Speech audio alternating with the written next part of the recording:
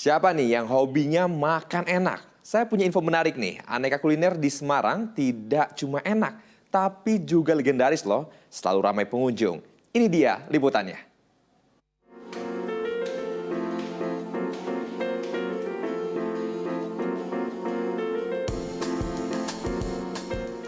Wah, ramai banget. Cocok nih, saya sedang mencari kuliner yang nikmat dan segar untuk makan siang. Rumah makan legendaris di Ungaran, Kabupaten Semarang ini selalu dipenuhi pengunjung. Di sini banyak menu pilihan aneka olahan kambing. Bukan hanya sate kambing dan gulai kambing, tapi ada krengsengan, tongseng, dan gongso balung. Hidangan favorit yang sering dipesan konsumen adalah gongso balung atau gongso iga. Dari namanya, makanan ini berisi tulang iga yang ditumis dengan bumbu rempah yang dimasak dalam suhu tinggi. Ya pemirsa, ini pesanan saya udah datang. Ini adalah 3 makanan yang menjadi andalan rumah produksi Mbak Tun. Ada gongso iga, kemudian ada sate kambing, dan yang ketiga ini adalah tongseng. Nah, tongseng ini isinya ada daging, kemudian ada balungan, ada babat. Nah, di sini saya akan nyobain yang paling favorit, yang paling banyak dipesan oleh pengunjung adalah gongso iga. Sekarang saya mau nyobain rasanya seperti apa. Dari baunya sih udah mantap banget, bumbunya udah meresap, bau bumbunya udah tercium. Jadi nggak ada bau amis-amis daging kambing, udah nggak ada. Nah, ini sekarang saya cobain gongso iga. Disuir juga udah lembut, empuk, nggak keras. Sekarang kita coba makan. Tuh, ini ada potongan besar, nah jadi gampang banget dipotongnya atau disuir-suir. Jadi langsung potongan besar saya cobain.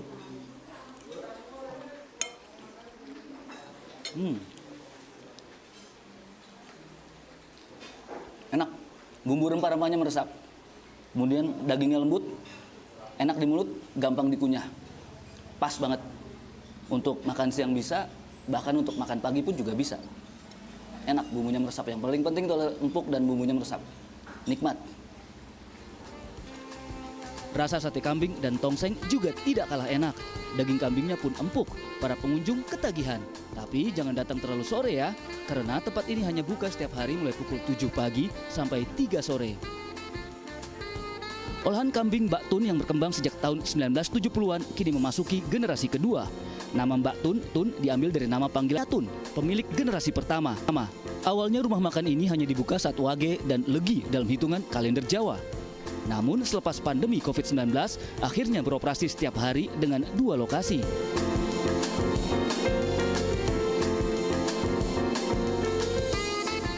Usaha kambing ini dirintis ibu saya mulai tahun 1970-an. Dulu awal jualan itu di lokasinya di Pasar Babadan. Jadi dulu itu di Pasar Babadan ada pasar hewannya ya. Itu buka setiap pasaran Jawa, Wage sama Legi. Lah posisi warung kita di deket pasar hewan. Jadi dulu banyak yang nanya kenapa kok bukanya cuma Wage Legi. Yaitu karena kita di Pasar Babadan itu pasar hewannya buka pas pasaran Jawa, Wage sama Legi. Terus saya itu berkembang sampai ibu 2011 ya. 2011 posisi tapi warung sudah berpindah. Jadi dulu awalnya di dalam pasar, terus kita cuman bergeser aja di belakang pasar, istilahnya kita punya ruko sendiri. Kalau dulu kan masih di los kios apa gitu kan. Istilahnya berkembang jadi punya kios sendiri sampai 2011 ibu meninggal, terus kita generasi anak-anak yang meneruskan. Terus setelah pandemi, ada pandemi itu 2 tahun, kita kepikiran kenapa bukanya hanya kalau mengandalkan Wage Legi kok kayaknya kurang maksimal kan. Terus kita coba-coba yang di rumah produksi kita buka tiap hari. Ya, alhamdulillah jalan sampai sekarang gitu. Jadi kita buka di 2 tempat. Yang di Pasar Babadan itu kita buka setiap Wage Legi, sedangkan yang di rumah produksi kita buka setiap hari. Ciri khas olahan kambing Mbak Tun memiliki cita rasa gulai yang unik dan gurih dengan bumbu serundeng alias kelapa yang digoreng, pengganti santan. Biasanya sehari 12 ekor kambing muda disembelih untuk 500 porsi aneka olahan kambing. Dan semua ludes terjual hanya dalam waktu 6 jam. Wow, laris banget kan?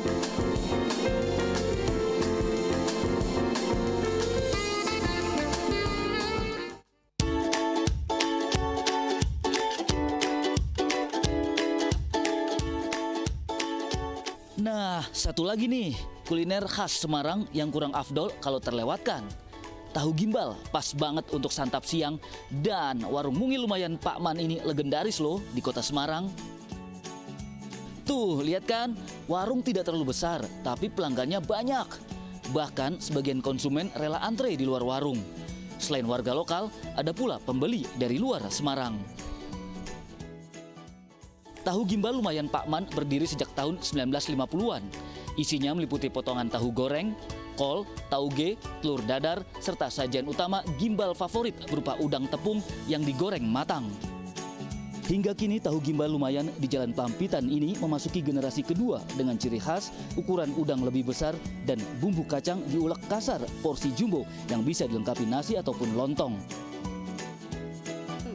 Keliling dulu pakai gerobak, dipikul, awalnya dipikul ya toh, habis itu pakai gerobak keliling, habis itu ya di tempatnya waktu dulu di tempatnya itu yang di Pelampitan tuh, hotel Pelampitan itu kan di situ dulu, tapi berapa tahun tau itu loh, tapi yang paling lama di sini. Saya ikut sama Pak D itu 5 tahun, terus Pak D pulang kampung, terus yang dipercaya saya. Dulu waktu itu diajari sama Pak D dulu, ini kok gini bumbunya gini, kalau Pak D sakit aku yang bikin. Jadi tahu. Berburu makanan ringan untuk oleh-oleh, pilihan saya jatuh pada lumpia, kuliner khas kota Semarang. Dari banyak kedai lumpia atau lumpia di kota Semarang, ada satu kedai legendaris di Gang Lombok nomor 11 yang memiliki cerita unik. Meskipun bangunannya tidak megah, kedai lumpia dekat kelenteng Tai Kaksi ini selalu ramai pengunjung karena cita rasa yang selalu terjaga keasliannya sejak awal berdiri tahun 1800-an. Resep lumpia Gang Lombok bermula dari kisah cinta pemuda Tionghoa Choa Tai Yo dengan Mbok Wasih, wanita pribumi kelahiran Semarang pada pertengahan abad ke-19.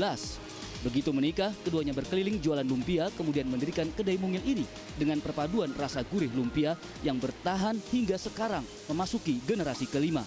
Lumpia ini sebenarnya dulu generasi pertama itu dari Mbok Wasih sama Kong Dakyo.